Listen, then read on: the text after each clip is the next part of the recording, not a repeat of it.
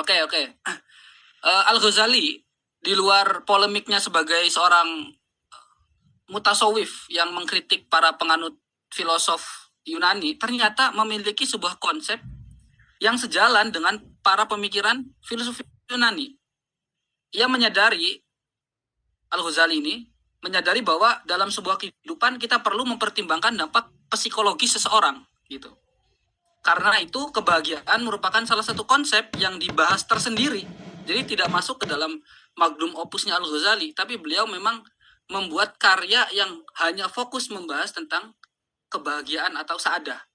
Makanya sejalan dengan yang sampaikan oleh Mas Dharma tadi, seperti definisi-definisi yang diberikan oleh para filosof Yunani, karena memang kebahagiaan itu sebuah hal yang sangat kompleks sekali, sangat relatif, tidak bisa dijadikan satu gitu.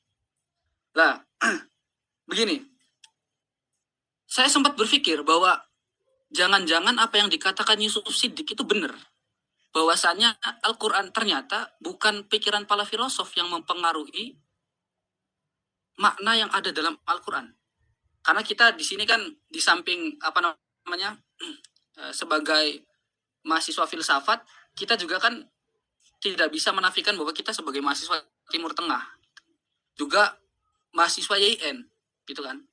Dua-duanya sangat berkaitan, yang mana antara korelasi antara filsafat filosof Yunani dengan korelasi antara pemikiran Ghazali yang masih terbaut, masih terikat dengan paham-paham Islami gitu.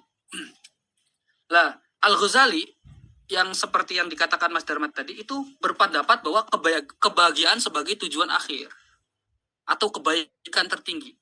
Lah, kebaikan yang tertinggi oleh manusia ini dapat diperoleh dengan pengembangan rasio dan moral.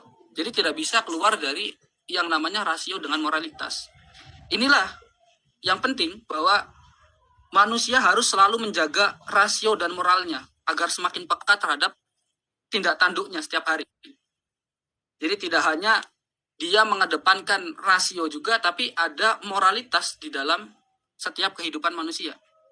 Nah, Socrates misalnya mengatakan bahwa kebaikan ya kebijaksanaan, tapi Plato mengatakan bahwa kehidupan yang baik haruslah melingkupi semua pengetahuan. Plato mengatakan bahwasanya kebaikan ya ilmu pengetahuan, sedangkan Socrates mengatakan bahwasanya kebaikan adalah kebijaksanaan. Itu kan sebuah hal yang sangat relatif sekali. Plato mengistilahkan kebaikan tertinggi dengan istilah the greatest good, sedangkan Al-Farabi sendiri, filosof muslim, mengistilahkan kebaikan tertinggi dengan the absolute good, khairul asma atau khairul a'zam kalau dalam bahasa Arab. Nah, perdebatan Aristoteles yang semacam ini itu berdampak pada kebenaran mutlak. Jadi karena memang ini adalah sebuah hal yang relatif, makanya Aristoteles dengan Plato itu berdebat sampai sekarang, mempertimbangkan sebenarnya ada nggak sih sebuah kebenaran yang relatif, yang mutlak. Ternyata sampai sekarang tidak ditemukan. Makanya Thomas Aquinas mengatakan bahwa kebaikan tertinggi adalah ketika sebuah masyarakat mematuhi hukum sebuah negara. Ini berbeda lagi dari dua filsuf sebelumnya. Lah, kita lihat Aristoteles itu tidak menyamakan antara kebahagiaan dengan kesenangan. Makna tersebut itu sejalan dengan makna yang ada di Al-Quran. Al-Quran menyebut kebahagiaan dengan berapa kalimat? As-sa'adah, al-farohah, as-surur, al-busro. Lah, makna yang timbul dari Al-Quran tersebut itu kan sebenarnya sejalan dengan konsep yang dikaitkan dengan Aristoteles. Sedangkan Aristoteles sendiri hidup itu 1000 tahun sebelum kehidupan Kanjeng Nabi. Alhasil sempat berpikir gitu kayak, wah jangan-jangan ini apa yang dikatakan Yusuf Siddiq bahwa Al-Quran itu terpengaruh oleh pikiran para filosof Yunani itu benar. Karena dari makna-makna yang ada itu ternyata sama dan korelasinya itu tidak bisa dipisahkan antara konsep-konsep yang diberikan oleh para filosof.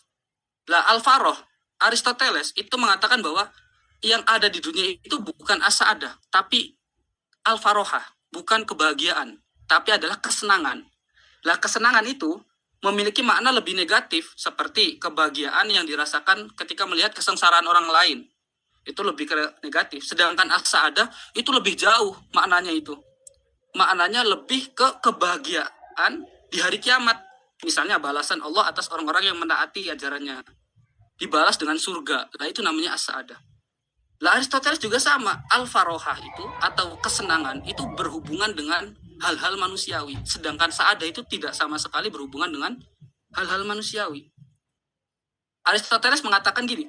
Jadi Aristoteles kan punya buku Etika Nikomakia. Etika Nikomakia itu buku yang tercetak dalam 10 jilid, tapi kalau ditranslate atau diterjemahkan ke dalam bahasa Indonesia, kalau kalian cari itu hanya satu buku saja, karena itu merupakan rangkuman dari 10 buku.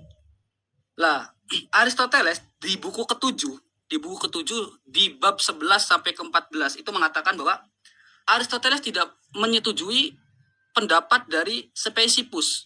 Spesipus itu pengganti Plato dulunya. Spesipus mengatakan bahwa semua kesenangan itu jelek.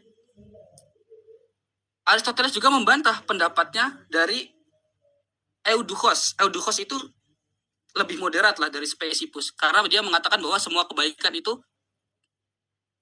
baik gitu. Ini kan sama sebenarnya kayak konsep Mu'tazilah sama Asy'ariyah aja yang ada di sini kan.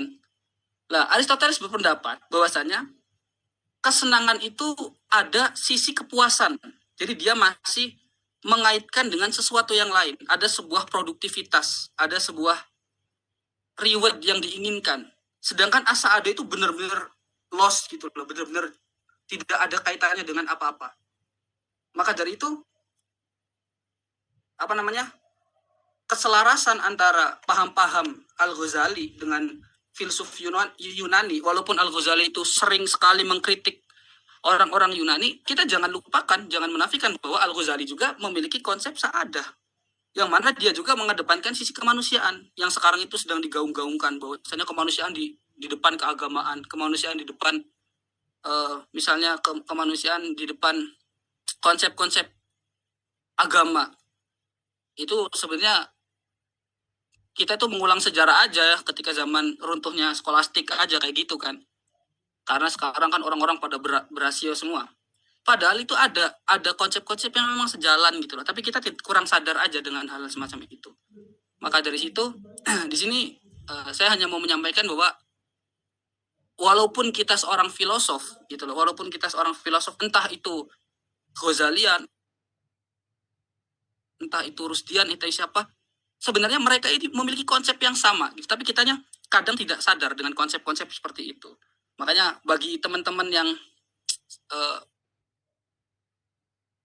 sangat fanatik misalnya dengan filsafat-filsafat barat atau sangat Rusdi sekali, itu sudahlah, berhenti mengkritik Ghazali gitu.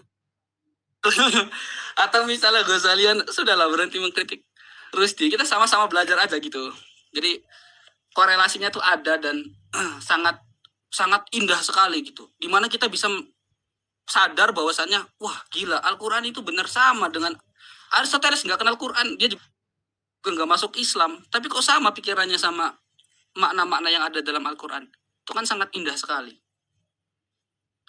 Maka dari itu kita harus terus menggaungkan filosof paranis atau filsafat abadi di kehidupan kita masing-masing gitu, untuk memahami agama lebih rasional dan lebih progresif gitu Mas. Mungkin cukup Mas Fadil, Mas Dharma.